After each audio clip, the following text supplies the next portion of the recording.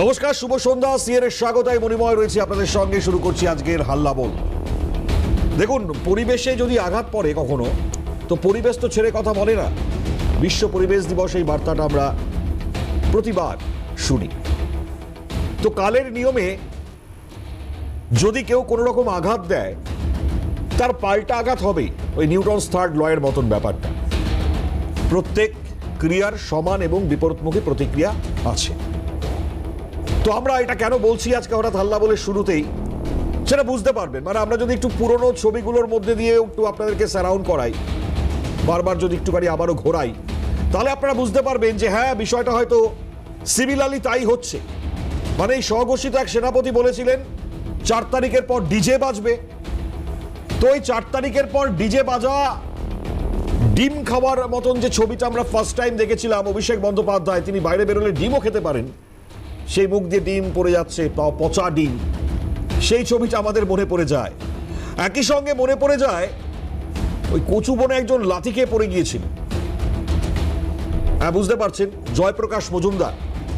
তার বিরুদ্ধে এমন অভিযোগ, 12 বছর ধরে নাকি বাড়ি দখল করে বসে আছেন, পরবর্তীতে গ্রেপ্তার হয়েছেন, সেও ডিম খেতে খেতে বেঁচে গিয়েছেন। তো আমরা এই কারণে এই কথাটা বলছি যে একটা সময় প্রবল অত্যাচার, সাধারণ মানুষকে লাগাতার যেভাবে অত্যাচার করা হয়েছে, যেভাবে লুট করা হয়েছে, যেভাবে সিন্ডিকেটের দাপটে সর্বশান্ত করা হয়েছে, তার মধ্যে তো চুরি, দুর্নীতি, রাহাজানি কিছু আর বাদ নেই। একদিকে দলের এক হেভিওয়েট, সেই নেতা পলাতক, এক নেতার ভাই তোলাবাজিতে শ্রীঘরে, আজ মেয়র দিয়েছেন ইস্তফা, আর শীর্ষ নেতৃত্ব দলের যিনি সেনাপতি, আবারও বলছি আমরা, সেই সেনাপতিকারী আদালতের চক্কর কাটছে। একটা সরকার চলেছে 15 বছর, কি চলেছে আলটিমেট, আজকে গিয়ে হয়তো তার সামগ্রিক ছবিগুলো স্পষ্ট হচ্ছে। আমি যদি একটু পুরনো ছবিগুলো আবারও দেখাই, দেখুন অভিষেক বন্দ্যোপাধ্যায়ের ছবিটা দেখাচ্ছি আমরা, সেই সেনাপতির ছবি আপনারা দেখছেন। আর এরপর আমি আরো একটা ছবিতে চলে যাওয়ার চেষ্টা করি, জয়প্রকাশ মজুমদার, যেটা বলছিলাম আমি। ওই দেখুন জয়প্রকাশ মজুমদার বেরিয়েছে। আমি একটুখানি কচুবনের ছবিটাও দেখাতে বলবো, যদি থাকে আমাদের কাছে এই মুহূর্তে দাঁড়িয়ে। যদি থাকে তাহলে পাশে চালাও, কারণ আমরা সেই ছবিটাকে মনে রেখেছিলাম। লাথি খেয়ে কচুবনে পড়লেন জয়প্রকাশ মজুমদার। এরপর গ্রেপ্তারির পর ডিম খেতে খেতে বেঁচেছেন। মানুষের জনরোষ, ওই মানুষ এবার ডিজে বাজাচ্ছে, সাধারণ মানুষ এবার ডিজে বাজাচ্ছে, সেই ডিজে আমরা দেখতে পাচ্ছি। সেনাপতি ডিজে বলেছিলেন, মানুষ ডিজে বাজিয়ে দিচ্ছেন। কতটা ভয় পাচ্ছেন এরা, সেটা প্রত্যেকের ছবিতে স্পষ্ট। কোন নেতা খাটের তলায় লুকোচ্ছেন, পুলিশ এসে বার করছে। আমরা লাগাতার এই ছবিগুলো দেখছি। কেউ রাস্তায় বেরোচ্ছেন, কোন বিধায়ক, তাকে ঘিরে স্লোগান চলছে, কেউ ধরে রেখে দিচ্ছে, বলছে টাকা লুট করেছে, চোর চোর। প্রতিদিন প্রতিনিয়ত এই ছবি কন্টিনিউয়াস চলছে। 15 বছর ধরে একটা দল পশ্চিমবাংলায় রাজত্ব করেছে, তার এই হাল ভাবতে পারছেন একবার? আমি সেই স্বঘোষিত সেনাপতির বক্তব্যটা শোনাই একবার। ডিজে বাজবে 4 তারিখের পর, শুনুন একবার। আমি অমিত শাহকে বলবো 4 তারিখ বাংলায় থাকবেন আপনি, 4 তারিখ দেখা হবে। আপনার কত বুকের পাটা, আপনি বাংলার মানুষকে বলছেন 23 তারিখ সব ঘরে ঢুকে থাকবে। আরে মমতা ব্যানার্জির উদারতা, বদলা নয় বদল চাই। আর আমি মমতা ব্যানার্জির মতো উদার নই, বিজেপির সাথে বেশি উদারতা দেখাতে নেই। যারা মানুষের প্রতি অবিচার করেছে, মানুষকে অপমানিত করেছে, তাদের জন্য এবার রবীন্দ্রসঙ্গীত না, এবার 4 তারিখ ডিজে বাজবে, তৈরি থাকো। এবার জনতার ডিজে বাজানো দেখবেন। চলুন নিয়ে যাই একটুখানি আপনাদেরকে। সৌরভ বিশ্বাস গ্রেপ্তার হয়েছেন, তো এর পরবর্তী পালা কি অরূপ বিশ্বাসের? প্রশ্ন তো থাকছেই। আর এই প্রশ্ন চলতে চলতেই আজ বিকেল থেকে যে ছবিটা আমরা দেখতে পাচ্ছি সুরুচি সঙ্গে, সেখানে জনতার ডিজে বাজিয়ে দিয়েছে। এই দেখুন সেই ছবি, সুরুচি সঙ্গের ক্লাবের ভেতরে ঢুকে জনতা বাজিয়েছে ডিজে। এই দেখুন সেই ছবি। চোর ধরা পড়তে লাগাতার মানুষের ক্ষোভ আছড়ে পড়ছে, এটা মানুষ বলছেন, তাদের অভিযোগ এটা। রাজ্যের প্রাক্তন মন্ত্রী অরূপ বিশ্বাসের ভাই সৌরভ বিশ্বাসকে নিউ আলিপুর থানার পুলিশ গ্রেপ্তার করে। তোলাবাজি শ্লীলতাহানির অভিযোগে গ্রেপ্তার, আর সেই জায়গায় সেই অভিযোগ যিনি অভিযোগ করেছিলেন সেই অভিযোগকারী মহিলা, তার বক্তব্য আমি শোনাবো। কিন্তু প্রশ্ন হচ্ছে যে রাজ্যের ক্ষমতা পালা বদলের পর আমরা যে ছবিটাই মুহূর্তে দেখতে পাচ্ছি তা মারাত্মক। মানে এদের বিরুদ্ধে সকল যারা নেতা তাদের বিরুদ্ধে লাগাতার যা যা অভিযোগ ছিল, মারাত্মক মারাত্মক অভিযোগ। আর এই যে ছবিটা আপনারা দেখতে পাচ্ছেন, ক্লাবের ঘর ভাঙা হচ্ছে, কারণ ওই কাজ চাইতে গেলে পরে টাকার দাবি থেকে শুরু করে ভয় দেখানো। যিনি মহিলা অভিযোগকারিনী বলছিলেন তার এক সহকর্মীকেও 45,000 টাকা দাবি করেছিলেন। বিভিন্ন জায়গায় কয়েক লক্ষ টাকা তোলার অভিযোগ রয়েছে তার বিরুদ্ধে। তোলাবাজি, খুনের চেষ্টা, অপরাধমূলক ষড়যন্ত্র কি নেই অভিযোগে।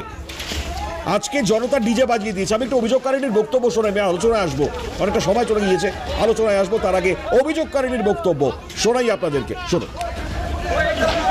আমি 2 বছর ধরে কাজ পাই না, 2 বছরের ওপরে আমি বসে রয়েছি। আর ব্যান তো আমি 2017 থেকেই হয়ে গেছি, 2026 9টা বছর আমি ব্যান হয়ে গেছি।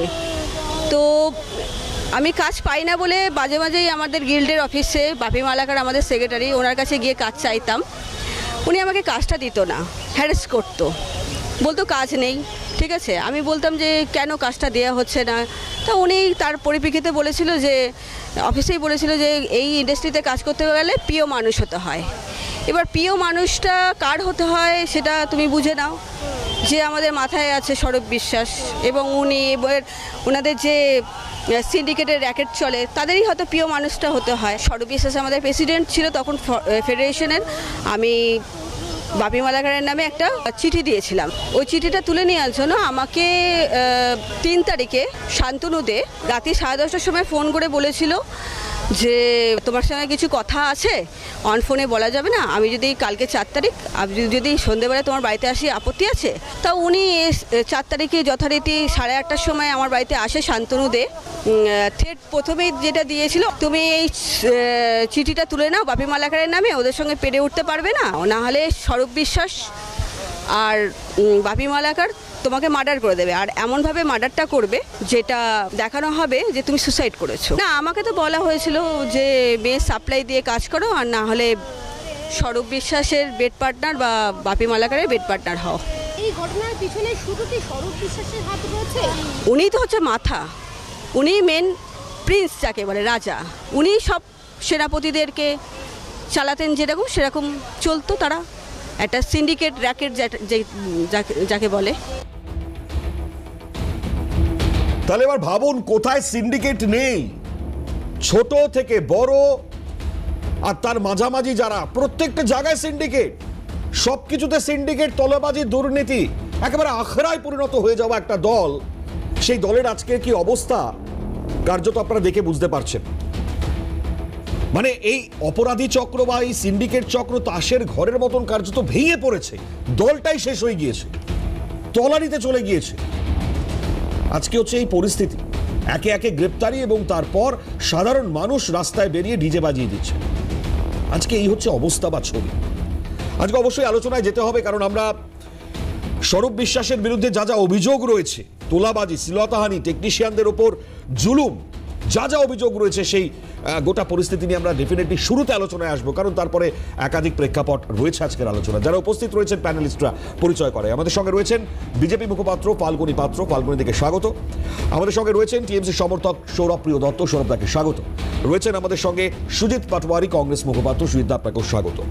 আমি ফাল্গুনীদির কাছে আসি। ফাল্গুনীদি, এই তো 4 তারিখ ডিজে বাজবে, আজকে মানুষ ডিজে বাজিয়ে দিয়েছেন, সুরুচি সঙ্গের ক্লাবের ভেতর ঢুকে মানুষ ডিজে বাজাচ্ছে। এই দলটার কি অবস্থা? আর সব থেকে তাৎপর্য রাখছে স্বরূপ বিশ্বাস, যাকে গতকাল গ্রেপ্তারের পর যা যা অভিযোগ আমরা শুনলাম, তোলাবাজি, শ্লীলতাহানি, জুলুম, টলিপাড়াকে শিল্পক্ষেত্র নয় বরঞ্চ তৃণমূলের একটা যে বড় সিন্ডিকেট বা আখড়ায় পরিণত করেছিল, তার প্রমাণ দেখছি আমরা। দেখুন, অ্যাকচুয়ালি কোনো জায়গাতেই এই সিন্ডিকেট রাজ মুক্ত ছিল না। থ্রেড কালচার, সেটা টলিপাড়া বলুন বা সাধারণ মানুষের ক্ষেত্রে যে কোনো জায়গায় এই থ্রেড কালচারের প্রতিষ্ঠিত করেছিল, এবং ক্লাব এই জায়গাগুলো ছিল এই থ্রেড কালচারের কেন্দ্রবিন্দু, যার জন্য জনরোষ আছড়ে পড়েছে এই ক্লাবের ওপরে। এখান থেকেই এই অরূপ বিশ্বাসের ভাই স্বরূপ বিশ্বাস, তার স্ত্রী আবার কাউন্সিলর। তো এই যে একদম ক্ষমতাবান যারা রয়েছেন, তারা ক্ষমতা নিয়ে কিভাবে থ্রেট কালচার করতে হয়। আমি একদিন বলেছিলাম যে প্রত্যেক জিনিসের সমান এবং বিপরীত প্রতিক্রিয়া আছে। তো আজকে সেই বিপরীত প্রতিক্রিয়া যখন ক্ষমতার বদল হয়েছে, দেখুন আজকে মানুষ কিন্তু সেখান থেকে আঙুল দিয়ে দেখিয়ে দিচ্ছে তারা কি কি করেছে। আজকে কিন্তু তারা বলতে পারছে না যে আমি করিনি, কারণ প্রত্যেকটা জিনিস এখানে মানুষ বলছে, কোনো বিজেপি বলছে না, অন্য কেউ বলছে না, সাধারণ মানুষ এসে দাবি করছে যে তাদের উপর কী ধরনের অত্যাচার হয়েছে। শুধু তোলাবাজি শুধু নয়, মনোরঞ্জন করার জন্য মহিলাদের নিয়ে যে বলে না মা মাটি সরকারের মানুষ, যে মানে মা মাটি মানুষের সরকার, বলতো মহিলাদের কথা ভাবে, মায়েদের কথা ভাবে। আজকে ভাবুন যে বেড পার্টনার না হলে তার কাজ মিলছে না, তাকে ডাইরেক্ট ইনডাইরেক্ট সেইভাবেই তাকে বলছে, সেই জন্য তার 9 বছর ধরে সে কাজ পায়নি, 2 বছর ধরে একদমই বন্ধ। তাহলে আজকে এই যে তৃণমূল, তাদের নেতারা কোন জায়গায় গেছিল, মানে কি বলবো, এখানে শুধু সিন্ডিকেট রাজ, তোলাবাজি সেটা নয়, মহিলাদের শুধু সন্দেশখালি নয়, আমরা সন্দেশখালি বলছি, সন্দেশখালিতে পিঠে বানাবার নাম করে ডাকা হতো, সেটা প্রকাশ্যে দেখা গেছে। এরকম পিঠে বানাবার নাম না করে অন্য কিছুর নাম করেও যে এসো বসো কথা বলো কাজ পাবে, সেই নাম করেও যে বড় বড় কলকাতাতেও ডাকা হতো বা হয়েছে, সেটা কিন্তু আজকে আস্তে আস্তে সামনে আসতে আরো আসবে। এটা তো সবই শুরু। অনেক দিন ধরে আমরা মানুষকে থামিয়ে রেখেছিলাম যাতে কোনো গন্ডগোল না হয়, কেউ যাতে কারোর ওপর না বলে, মানুষ যাতে ঠিকভাবে থাকে, অত্যাচার যাতে না হয়, আমরা এটা চাই না। কিন্তু হ্যাঁ, যারা অত্যাচার করেছে মানুষের উপর, যারা 21-এ দীর্ঘদিন ধরে ঘর ছাড়া হয়েছে, যারা বাড়ি থাকতে পারেনি, যাদের ব্যবসা বন্ধ করে দিয়েছে, তারা তো আজকে বলবেন। কত মানুষকে আপনি বন্ধ করে রাখবেন, তারা কত অত্যাচার, ধরুন যাদের অত্যাচারে আজকে তার বাড়ির ছেলেটা মারা গেছে, নৈহাটিতে হয়েছে, জগদ্দল হয়েছে, তার মাটা মারা গেছে, তাদের বাড়ির পরিবার কতদিন চুপ করে থাকবে আপনি বলুন তো? তারপরে ওরা বড় বড় কথা বলে। আর এই যে বলছে না চুল্লি, শুধু চুল্লি করে রাখবে, তিনি বলেছিলেন না ডিজে বাজাবে নয়, তিনি ভালো করে চুল্লিও তৈরি করে দেবে, তার মানে মেরে তাদেরকে চুল্লিতে পুড়ে দেবে। এবং এই যে দেখুন, এই যে আমরা অভয়ার ঘটনার সময় বলেছিলাম যে এমনভাবে মারবো যে সেটা মনে হয় সুসাইড করেছে, মানে এই যে প্ল্যানিং, এটা কিন্তু একদম নিচ থেকে ওপর অবধি, সেটা কিন্তু এই যখন ক্ষমতায় ছিল প্রত্যেকটা কাজের মধ্যে এই বিষয়গুলো কিন্তু বিদ্যমান। আপনারা যদি আজকের ঘটনার সাথে, আজকের কথার সাথে সেদিনকার যে ঘটনাগুলো ঘটেছে মিলিয়ে দেখেন, দেখবেন এক এক করে প্রত্যেকটা বিন্দুর সাথে বিন্দু কিন্তু মিলে, কি ভয়ঙ্কর। এবং এইভাবেই এত ভয়ঙ্কর। এবং আমি বলছি এই কারসাজি, এই অত্যাচার, এই অনৈতিকতা, মানে সিন্ডিকেট এবং এই অনৈতিক কাজকর্মের মধ্যে যে জড়িত রয়েছে প্রত্যেকটা মানুষ, এটা একদম মমতা ব্যানার্জি থেকে আরম্ভ করে অভিষেক ব্যানার্জি, প্রত্যেক নেতা এটা কিন্তু জানতেন এবং এটাতে তারা সহমত পোষণ করেছেন, এটাতে তারা সাপোর্ট দিয়েছেন, পুলিশকে সামনে রেখে করেছেন, পুলিশকে ব্যবহার করেছেন। এবং ক্ষমতার যে কতটা ক্ষমতাকে এইভাবে ব্যবহার করা যায় ভালো কাজে নয়, এইভাবে তারা নিজেদের আয়েশ, নিজেদের ক্ষমতা, নিজেদের অর্থ তোলা এবং নিজেদের মনোরঞ্জনের জন্য ব্যবহার করেছে, সমাজকে কিভাবে বিধ্বংস করেছে সেটা কিন্তু আজকে মানুষের ক্ষোভের মাধ্যমে না বলে হয়তো থাকতে পারবেন না কেউ, কোনো মানুষ। ইনফ্যাক্ট আমি রুদ্রনীল ঘোষের একটা বক্তব্য শোনাই। এই গ্রেপ্তারির পর রুদ্রনীল ঘোষ খুব তাৎপর্য মন্তব্য করেছেন। কি সেই মন্তব্য শুনুন। আমাদের ভাগ্যে তো সেটাই লেখা হয়েছিল, যারা আমরা পশ্চিমবঙ্গবাসী, যারা কাজ করতে চেয়েছিলাম সততা নিয়ে এবং যোগ্যতা নিয়ে। যোগ্যর কোনো দাম ছিল না মমতা বন্দ্যোপাধ্যায়ের নির্দেশে চলা এই সরকারের এবং শাসক দলের, যিনি পশ্চিমবঙ্গের অপরাধ অন্যায়কে দেখতে পেতেন, যিনি মানুষের অধিকার খর্ব করা, মানুষকে লুট করার যন্ত্রণা দেখতে পেতেন, প্রতিবাদ করতেন, যিনি সত্যকে আশ্রয় করে নিজের যোগ্যতাকে অবলম্বন করে বেঁচে থেকে নিজের জীবিকা এবং জীবন চালাবার চেষ্টা করতে, তাঁরাই ছিলেন মমতা বন্দ্যোপাধ্যায়ের দুচক্ষের বিষ।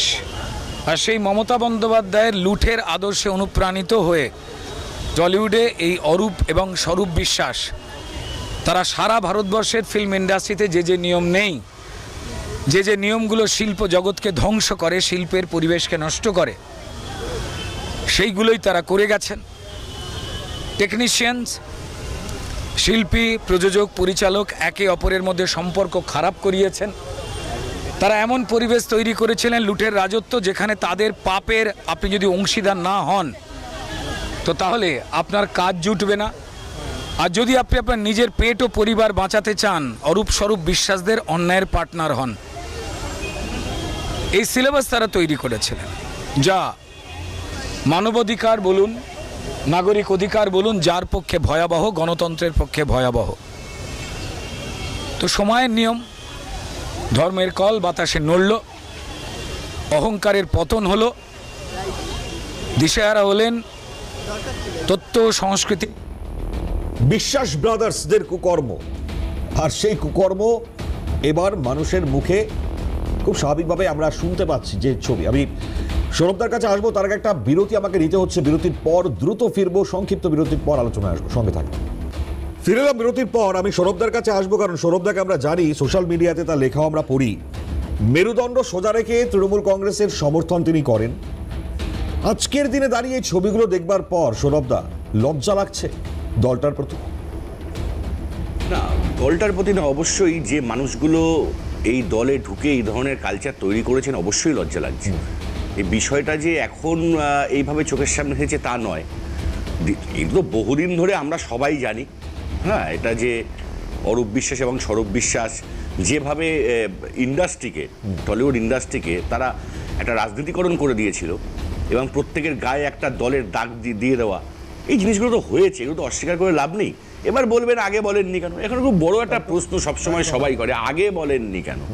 এখন বিষয় হচ্ছে কোনো একটা দল যখন আমরা করি, সেখানে দাঁড়িয়ে সেই জায়গায় দাঁড়িয়ে দলের মান সম্মান ইজ্জত বাঁচানোর জন্য আমাদেরকে টিভিতে এসে লড়াই করতে হয়েছে বা চুপ থাকতে হয়েছে। কিন্তু আজকে যখন আমি দেখতে পাচ্ছি আমার ঘরটাই পুরো ভেঙে যাবে, তো সেই সময় যদি আমি এখনো যদি না বলি তাহলে আর কবে বলবো? হ্যাঁ, তো আগে বলেননি কেন, এই প্রশ্নগুলো যারা করেন তারা হচ্ছে মহামূর্খ। আগে বলেননি কেন, আগে অনেক কিছুই বলা যায় না। তো সেই জায়গায় দাঁড়িয়ে আমি এটা বলবো, দেখো এই যে দলটা নষ্ট হলো কার জন্য, এটা তো বলতে পারবে না। দেখুন, আমি একটা খুব পরিষ্কার কথা বলি, আমি বরাবর এই কথা বলেছি, আমাকে দল করে খেতে হয় না, দল করে কোনোদিন কামাই করিনি। আমি তোমাকে বলি 1991 সাল দেখেছি, 1996 সালের নির্বাচন দেখেছি, 2001, 2006 এই পর্যন্ত বিরোধী রাজনীতি করেছি। সেখানে দাঁড়িয়ে আজ পর্যন্ত কোনোদিন সেই বিরোধী রাজনীতি করার পরে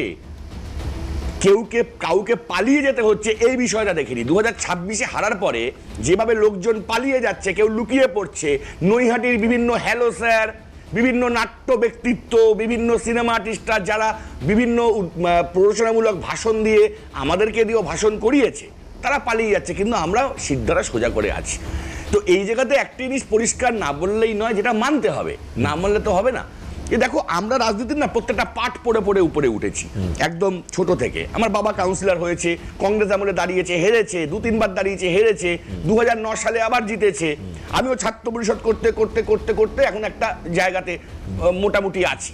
কিন্তু এখন যদি দেখা যায় যে আমার বাবার জন্য, মানে বাবার ছেলে আমি, তার জন্য আমি হঠাৎ করে এমপি হয়ে গেলাম, আমার বাবার জন্য আমি প্রধানমন্ত্রী হয়ে গেলাম, মুখ্যমন্ত্রী হয়ে গেলাম, তো সেটা তো আমি ক্লাস 1 থেকে জাম্প করলাম একেবারে এমএতে, মানে আমি 2, 3, 4, 5, 6, 7, 8 গ্র্যাজুয়েশন কিচ্ছু করলাম না, আমি হয়ে গেলাম সঙ্গে সঙ্গে প্রধানমন্ত্রী বা এমএ পাস করা।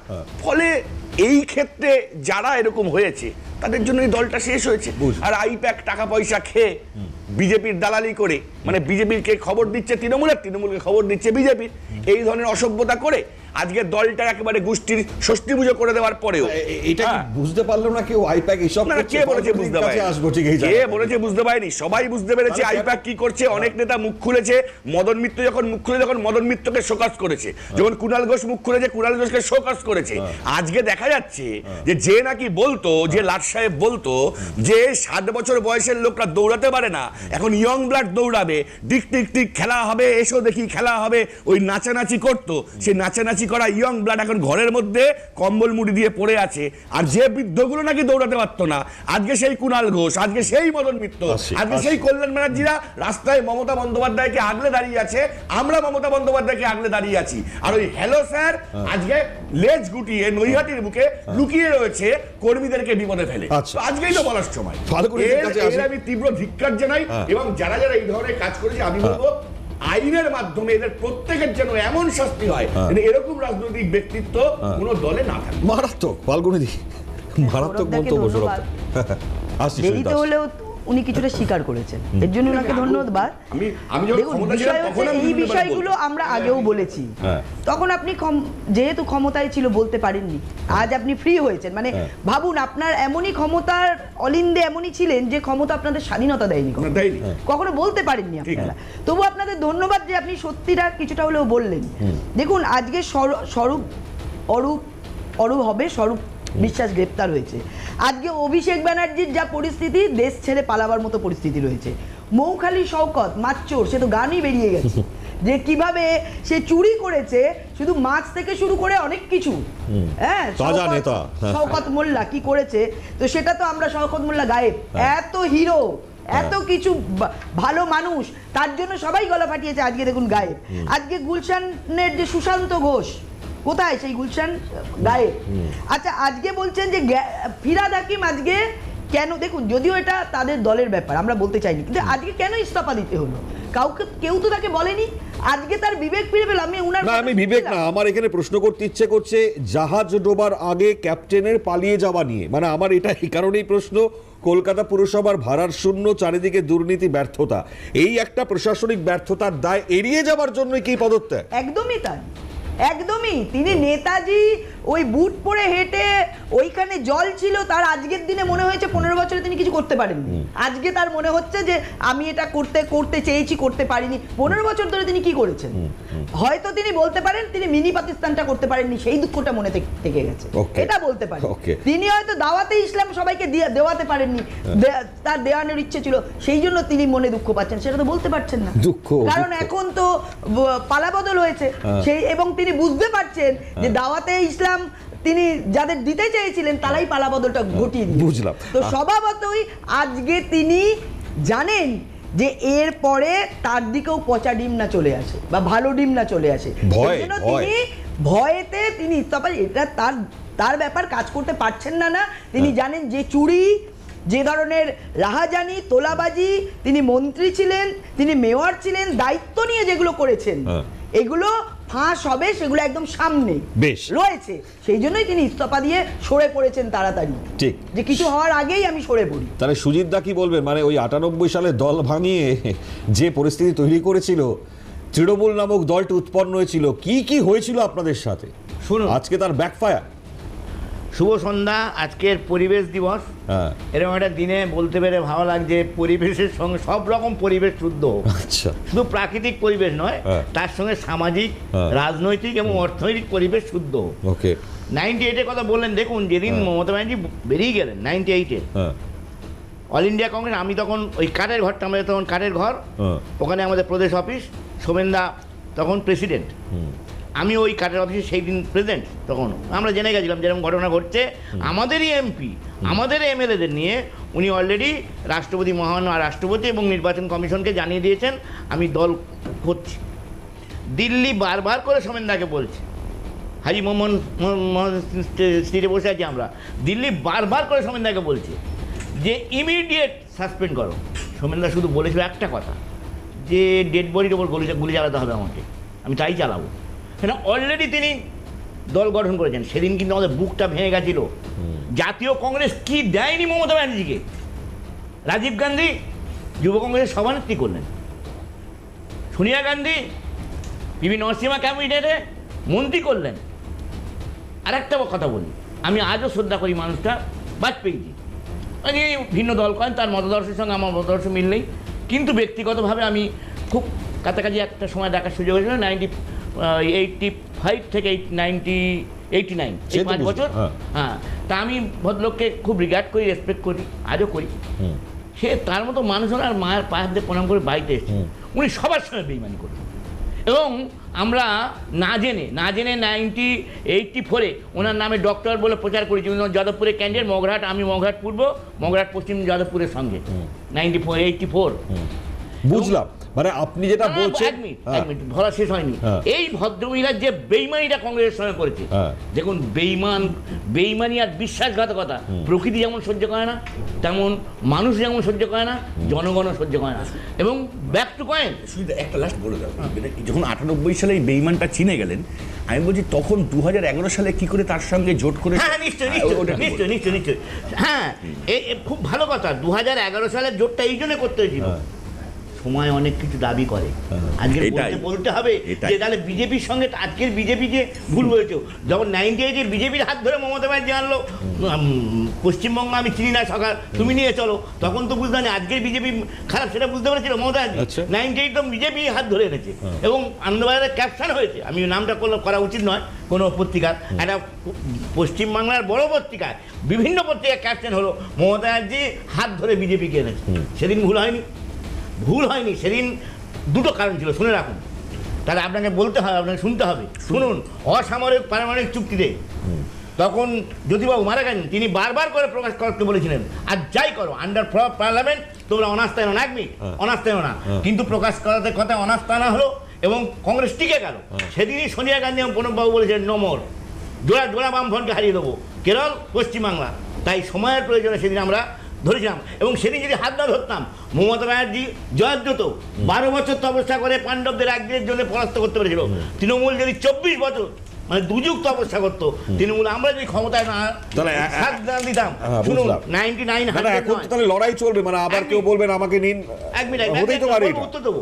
99 কিন্তু 100 নয়, আমাদের যাই 3% 4% ভোট সেই ভোটটা পেয়েছিল বলে 11 সালে তৃণমূল ক্ষমতায় গেছিল, না হলে ট্রায়াঙ্গুলার ফাইট হলে আবার সিপিএম ক্ষমতা। 2016 সালে তো ট্রায়াঙ্গুলার ফাইট হলো, তো মমতা বন্দ্যোপাধ্যায় জিতে গেল তো। হ্যাঁ এটাই তো বলছি। হ্যাঁ নিশ্চয়ই জিতে। না বললেন যে হতো না, আপনি বলছেন যদি আমরা না থাকতাম জিততে পারতাম। 2016 সালে বড় হয়েছে, সেদিন 16 সালে তো আমরা জিতেছি।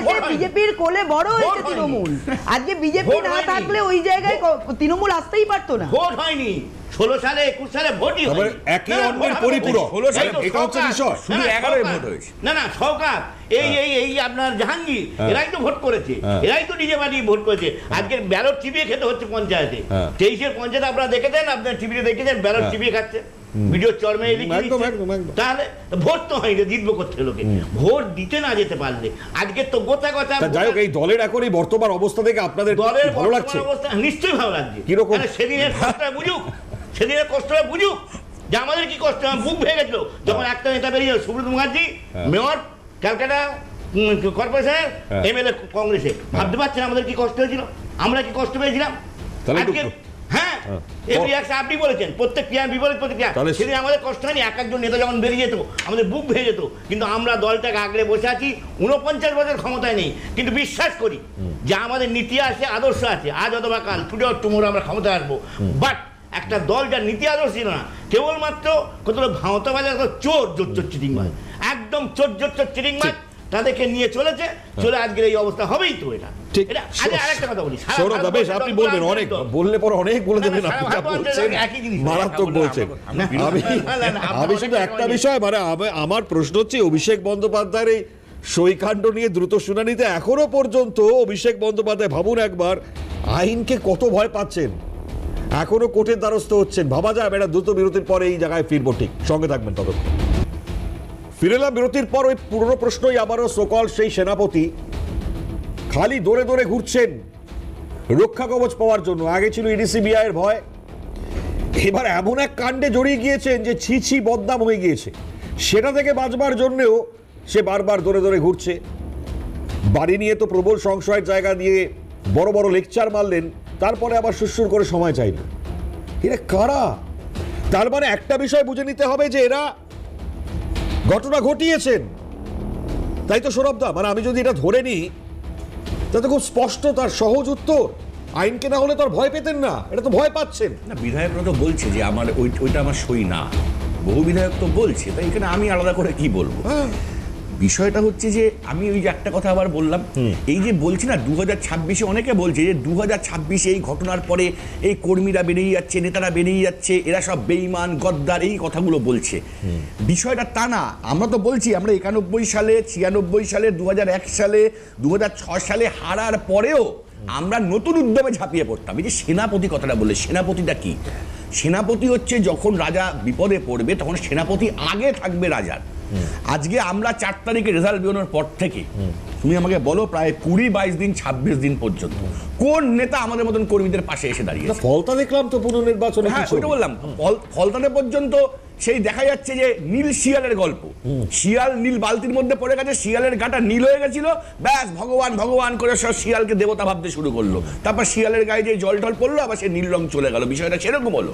কিন্তু আমরা কিন্তু কখনো সিপিএম আমলে পর্যন্ত আমরা হেরে যাওয়ার পরেও আমি দেখেছি মমতা বন্দ্যোপাধ্যায় দৌড়ে গেছে আক্রান্ত কর্মীদের পাশে, আমরা নতুন করে উজ্জীবিত হয়ে দলটা আবার করার চেষ্টা করেছি।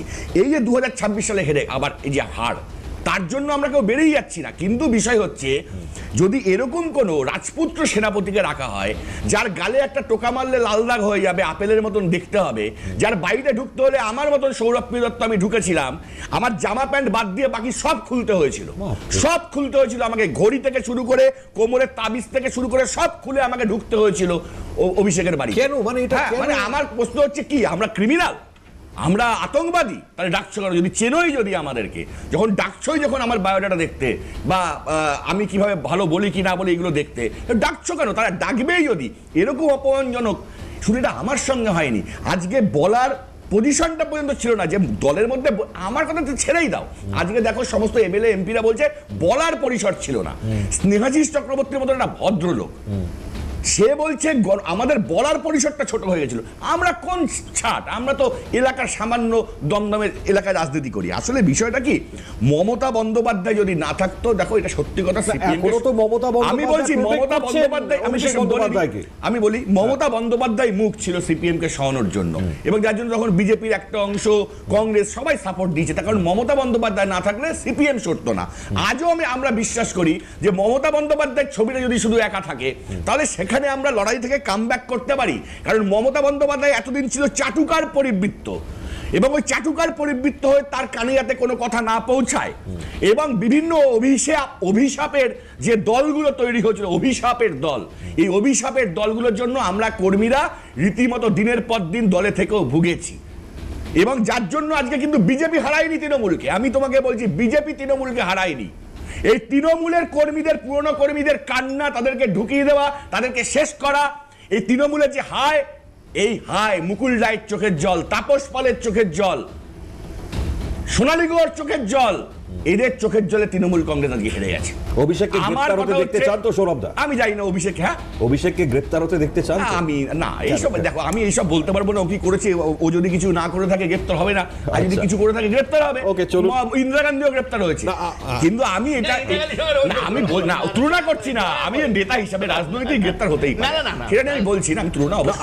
আমার প্রশ্ন হচ্ছে সৌরভদা যেটা বললো মারাত্মক, মানে আমি সৌরভদাকে দেখুন, আমরা কর্মীরা কি জানেন, আমি একটা কথা তোমাকে বলো, আমরা হচ্ছে ছাগলের 3 নম্বর বাচ্চা, আমরা ছাগলের 3 নম্বর বাচ্চা, যা করবে তাই না, এখন থেকে কিন্তু যা বলবে তাই মেনে নেবো না, দরকার দল করবো না, দল থেকে বার করে দিই।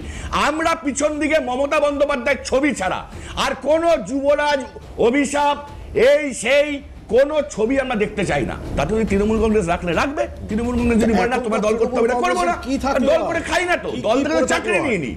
ঠিক আছে, চলুন ফাল্গুনিদির কাছে আসবো। ঠিক এই জায়গা থেকে দাঁড়িয়ে আমি জানি না তৃণমূল কংগ্রেসের আর কি পড়ে আছে, অবশ্যই শুধু মমতা পড়ে আছে, মমতাই পড়ে আছে। ওই মমতা বন্দ্যোপাধ্যায় একটা স্ফুলিঙ্গ যেখান থেকে বিশাল দাবানল ছড়াতে পারে, শুধু এই চাটুকারদের ছড়াতে হবে। আচ্ছা, তাহলে সেই তো কালীঘাটে সেই বেঈমানের সঙ্গে রাহুল গান্ধী বারবার করে বৈঠক করতে চাইছে যে আপনার সঙ্গে থাকতে চাই, বলবেন না এইসব বলবেন।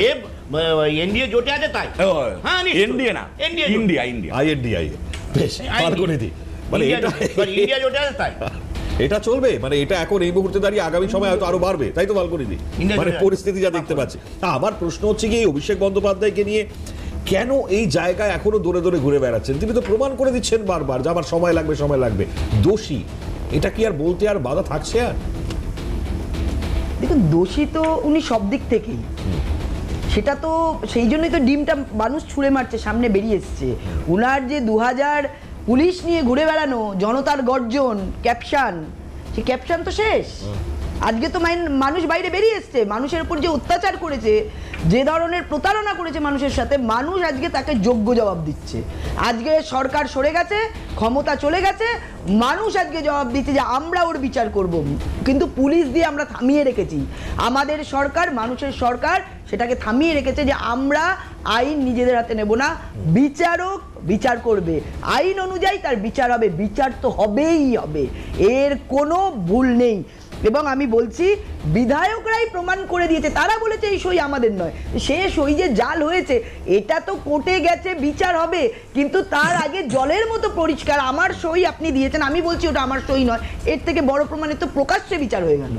এর থেকে আবার আদালতে গিয়ে কি বিচার হবে, নিশ্চয়ই আইনের প্রক্রিয়া আছে, আইন তার মতো তার রাস্তা নেবে। কিন্তু দুর্নীতি মানে কেবলমাত্র মানে টলিউড নয়, মানুষের একদম রান্নাঘর থেকে শোয়ার ঘর থেকে শুরু করে একদম রাস্তায় অবধি পৌঁছে গেছে, মানুষের ঠাকুর ঘর অবধি পৌঁছে গেছে এদের এই দুর্নীতি। মানুষ কিন্তু আর ছাড়বে না। এবং আপনি দেখুন আজকে সেই সোনা পাপ্পু থেকে শুরু করে, আজকে শান্তনু সিংহ বিশ্বাস থেকে শুরু করে, আজকে ইডির তদন্তে তার দুবাইয়ের যে সম্পত্তি সেগুলো সমস্ত কিছু কিন্তু সামনে আসছে আজকে মানুষের। এবং কালো টাকা যে হাওলার মাধ্যমে পাচার হয়েছে, মানে আমি বলছি দুর্নীতির সমস্ত কিছু টাচ করে গেছে, কোনো জায়গা এমন নেই যেখানে তৃণমূল দুর্নীতি করেনি। আর একটা কথা আমি বলি, এই যে মমতা ব্যানার্জি এগুলো জানেন না, এটা কখনো হতে পারে না। এত বড় দুর্নীতি, দেখুন একটা দুর্নীতি, দুটো দুর্নীতি, চারটে দুর্নীতি না জানতে পারে, হতে পারে, কিন্তু যেখানে রন্ধ্রে রন্ধ্রে দুর্নীতি, সেখানে অভিষেক বন্দ্যোপাধ্যায় দুর্নীতিবাদ, মমতা ব্যানার্জি সাধু, এটা কিন্তু মানতে পারবো না। হ্যাঁ, মমতা ব্যানার্জি নিশ্চয়ই নেত্রী, তিনি প্রাইভেট লিমিটেড কোম্পানির নেত্রী ছিলেন বলেই আপনাদের মতো যারা কার্যকর্তা ছিলেন তাদের কথা সেই অবধি পৌঁছায়নি।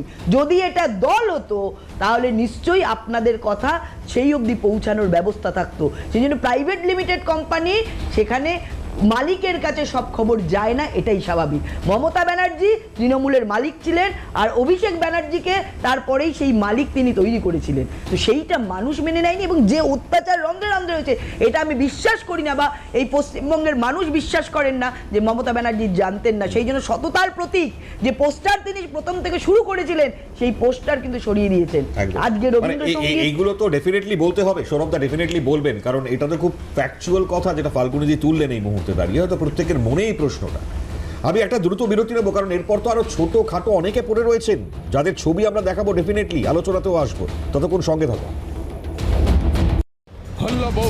ফিরে এলাম বিরতির পর। আর যে কটা ছবি আমি বলছিলাম না, মানে যেগুলো তো আলোচনা যেতেই হবে, কারণ আমরা লাগাতার যে ছবিগুলো দেখছি তার মধ্যে থেকে অনেক প্রশ্ন উঠছে। এই যেমন ধরুন খাটের তলা থেকে পাকড়াও হলেন একজন তৃণমূল নেতা, আমরা কোচবিহারের সেই ছবি দেখেছি। আজকে দাঁড়িয়ে এই ছবিটা যে দেখছি এরকমটা নয়, বিভিন্ন জায়গায় কোথাও পুরো প্রধান, আজকে আমরা দমদমেও দেখলাম পুরো প্রধানের বাগান বাড়ি, সেখান থেকে কি তৈরি হলো না, সেখানে বিভিন্ন ধরনের ত্রিপল, সমস্ত সাধারণ মানুষের যে জিনিসপত্র যেগুলো দিতে হয় উত্তর দমদমের পুরো প্রধানের সেই বাগান বাড়ি থেকে আমরা দেখলাম, সেগুলো লাগাতার একের পর এক সেই ছবি সামনে আসলো। তারপর কি করা হলো, বাড়িটা ভাঙচুর করা হলো, অর্থাৎ কাঁচ ভেঙে দেখা হলো, একটা গাড়ি করে নাকি সেগুলো নিয়ে যাচ্ছিল। এটা যেমন একটা ছবি আমরা দেখতে পাচ্ছি, আরেকটা ছবি আজকে এটা আমরা দেখলাম। আমরা বিকেল বেলা যখন এই ছবিটা দেখতে পাচ্ছি তখন প্রশ্ন উঠছে, কারণ এই বিধান বিশ্বাস যার বিরুদ্ধে লাগাতার বহু অভিযোগ উঠেছে, এই দেখুন ত্রাণের কম্বল উদ্ধার হচ্ছে পুরো প্রধানের বাড়ি থেকে, ভাবতে পারেন। শুধু এখানেই শেষ নয়, আমরা ক্যানিংয়ে দেখেছি অন্যের জায়গা জবরদখল করে শওকত মোল্লা, তার ছেলে, তার বউ লাগাতার অভিযোগে বিদ্ধ। আজকে ফেরার ঘোষণা করতে হয়েছে, মানে শওকত মোল্লাকে খুঁজেই পাওয়া যাচ্ছে না, এনআইএ বলছে পলাতক। ভাবুন একবার, মানে এরা নাকি নেতা, এরা হচ্ছে দেশের সার্বভৌমত্বের যখন প্রশ্নের জায়গা আসছে তারা পালিয়ে যাচ্ছে। তার মানে এরা যে প্রকৃত দোষী তারা প্রমাণ করে দিচ্ছে, তাই নয় কি? আপনারা কিভাবে দেখছেন গোটা বিষয়গুলো ডেফিনেটলি আজকে বলবেন। ক্যানিংয়ে আমরা দেখতে পেলাম লাগাতার সেই ছবি, শুধু এখানে নয়, লাগাতার আমরা আরো যে ছবি সমস্তগুলো দেখতে পাচ্ছি তাতে বিভিন্ন প্রান্তে চোর চোর স্লোগান দেওয়া হচ্ছে। আমরা উলুবেরিয়াতে দেখতে পেয়েছি সেই চোর চোর স্লোগান, আজকে বিধায়ক দেখুন ঝাঁটা দিয়ে পেটাচ্ছে, এই দেখুন।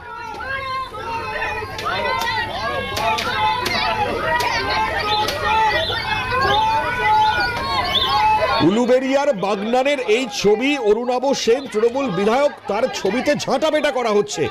আজকে এই পরিস্থিতিতে এসে দাঁড়িয়েছে, তাহলে একটা রাজনৈতিক দল 15 বছর ধরে কি করেছে তা ঘুরাক্ষরও টের পাননি মমতা বন্দ্যোপাধ্যায়। এই প্রশ্নটা ফাল্গুনিদিও তুলেছেন, সাধারণ মানুষও তুলছেন।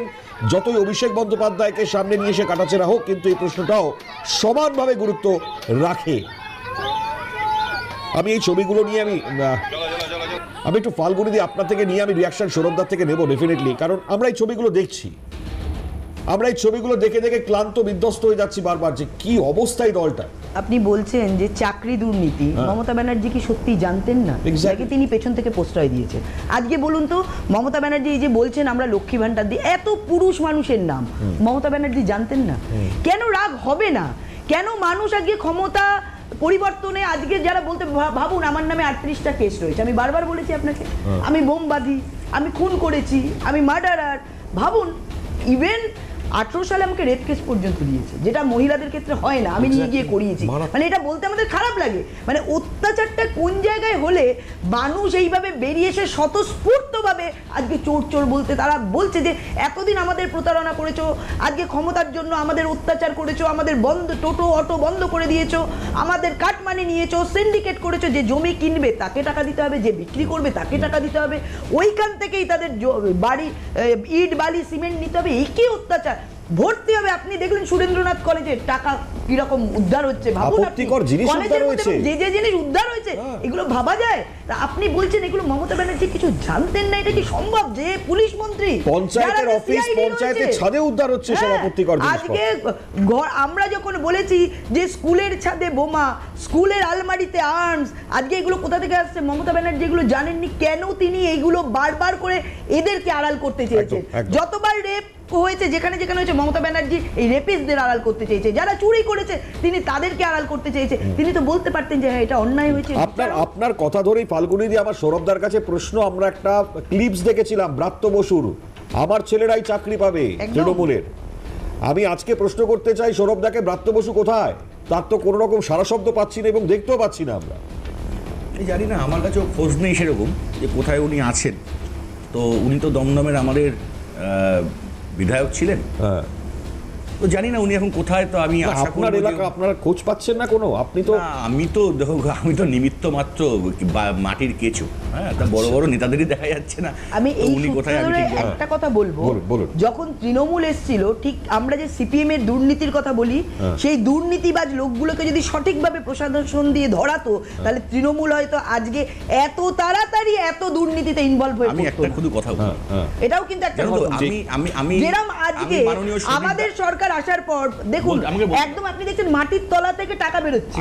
আপনি ভাবুন, আমি একটা কথা বলি, সেটা হচ্ছে যে এই যে কাজটা শ্রমিকবাবু করেছেন, যে আমি বিজেপিকে তৃণমূলীকরণ হতে দেবো না, এটা যদি 2011 সালে মমতা বন্দ্যোপাধ্যায় করতো, যে আমি তৃণমূলকে সিপিএম করণ হতে দেবো না, তাহলে আজকে এই দশা হতো না। 2011 সাল থেকে বানের জলের মতো সিপিএম এর মানে গুন্ডারা ঢুকেছে, সিপিএম এর হারমাদরা ঢুকেছে আমাদের দলে। এবং সবচেয়ে বড় কথা, কিছু লাট সাহেব বক্তব্য শুনেছিলাম, 21 সালে যারা বেইমানি করবে তাদেরকে এই দলে ঢোকার কোনো জায়গা নেই। 21 সাল চলে গেল, কর্মীরা সেই ছাগলের 3য় নম্বর সন্তান, সেই বেইমান যাদের বিরুদ্ধে আমরা বলছি, সেই বেইমানদেরকে আবার 21 সালে বিজেপি থেকে আমাদের দলের মধ্যে ঢুকিয়ে তাদেরকে টিকিট দেওয়া হচ্ছে, তাদেরকে জায়গা দেওয়া হচ্ছে। এবং যার জন্য তৃণমূলের এই পতনটা অবশ্যম্ভাবী ছিল, কারণ বেইমানে দলটা ভরে গেছিল, সৎ লোক চোখে পড়ছিল না। ওই যে বলছিল খুঁজে নেব, আমাদের খুঁজে পাইনি, মানে ভালো ভালো যারা লোক, শুধু আমি একা ভালো না, এরকম ভালো ভালো লোকদের খুঁজে পাইনি। খুঁজে পেয়েছে হার মাত্র জয়প্রকাশ মজুমদার, এই যে রাজীব বন্দ্যোপাধ্যায় কেন বিজেপিতে থাকতে পারলো না? কারণ এখানে চুরি করতে পারবে, সেই জন্যই তো তারা ফিরে গেল আবার তৃণমূলে। যেটা তারা ভেবে এসেছিল সেটা বিজেপিতে হলো না, বলে আবার তৃণমূলে চলে গেল। সেখানে তারা জায়গা পেল একদম।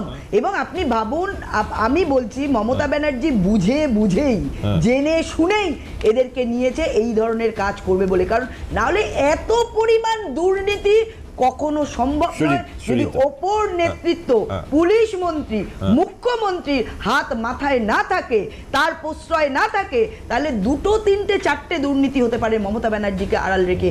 এত বড় মহা দুর্নীতি, রন্ধ্রে রন্ধ্রে দুর্নীতি কখনো সম্ভব নয়। তাই আমরা বারবার বলেছি যে তৃণমূল মানে চোর, আর তৃণমূলের সবাই চোর, ওপর থেকে নিচে। আমি বলি না, সবাই বলবেন না, সব কোনো দলেই সবাই খারাপ হয় না, সবাই চোর হয় না।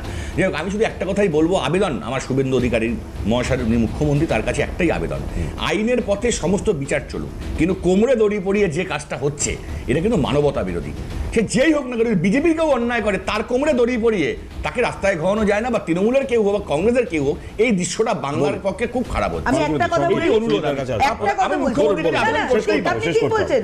আমি একটা কথা বলি, আপনি আজকে বলছেন আপনার খারাপ লাগে, ভাবুন তো যেদিনকে বলেছিল মমতা ব্যানার্জি প্রধানমন্ত্রীর কোমরে দড়ি বেঁধে টেনে আনবো, সেদিনকে আমাদের কতটা খারাপ লেগেছিল। তিনি দেশের প্রধানমন্ত্রী ছিল।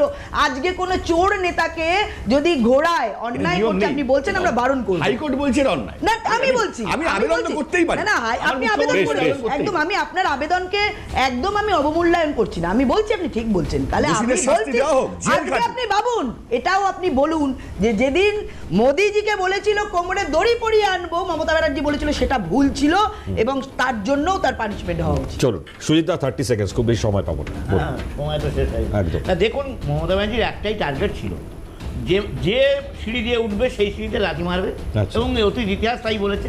11 সালে ক্ষমতা আসার এক বছর কয়েক মাস পরে আমাদেরকেও লাথি মেরে সরিয়ে দিয়েছে।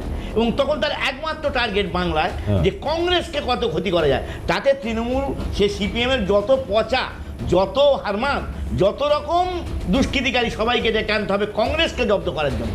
একটাই টার্গেট তখন বিজেপি টার্গেট নয়, তখন কিন্তু কংগ্রেস টার্গেট। এবং ইতিহাস তাই বলছে। এবং বিজেপি যেমন কেন্দ্রে বলছে যে কংগ্রেস শূন্য ভারতবর্ষ, এখানে মমতা ব্যানার্জি বলেছে যে সাইনবোর্ড ও ইয়ে হয়ে ক্যালেন্ডার হয়ে যায়, ক্যালেন্ডার করে দেবো অমুক তুমুক। একটাই কারণ, এই যে বেনজল ঢুকিয়েছে, এটা ঢুকানোর তো দরকার, নাহলে হবে কি করে। আর ওই যে মমতা জানে না তা নয়, আমার সন্তান যেন থাকে দুধে ভাতে, অভিষেককে বাঁচাতে গিয়ে মমতা জেনেও না জানার অভিনয় করেছে। আচ্ছা। হ্যাঁ, প্রিন্ট টু মানে আনসিন না দেখার অভিনয় করেছে। এই অভিনয় তার ফলশ্রুতি। আর আমি জানি না পুলিশ মন্ত্রী, এটা যদি কেউ বলে, আমি রাষ্ট্রবিজ্ঞানের ছাত্র হিসেবে মানতে রাজি নই। কারণ ভারতবর্ষের যে কোনো অঙ্গরাজ্যের যে কোনো মুখ্যমন্ত্রী সারাদিনে কি হয়, তার পুলিশ মন্ত্রী বা তার পুলিশ প্রশাসন, জবাবদা পুলিশ প্রশাসন তাকে একটা ব্রিফ করে। একদম আরজিকর কারণে মিনিট টু মিনিট কথা বলেছেন। হ্যাঁ, সেটা বলো, এই চ্যানেলে কথা হয়েছে, এই চ্যানেলে দেখানো হয়েছে যে প্রতি মুহূর্তে আমি কথা বলেছি। জেগে আমি কন্টিনিউ, আমি এর সাথে যোগাযোগ আবার ঠিক এই জায়গাতেই প্রশ্ন ছিল। আমি অসংখ্য ধন্যবাদ জানাবো ফাল্গুনিদি, সৌরভদা, সুজিতদা প্রত্যেককে। দেখুন, সামগ্রিক আলোচনা চলবে, কিন্তু আলোচনার মধ্যেও যে আলোচনাগুলো খুব গুরুত্ব রাখে আমরা সেইগুলো নিয়ে আলোচনা করলাম আজকে। এখন দেখা যাক আগামী সময় পরিস্থিতি আরো কোন জায়গায় যেতে চলেছে। নজর থাকবে আমাদের দৃঢ়ভাবে। দেখতে থাকুন সিএন।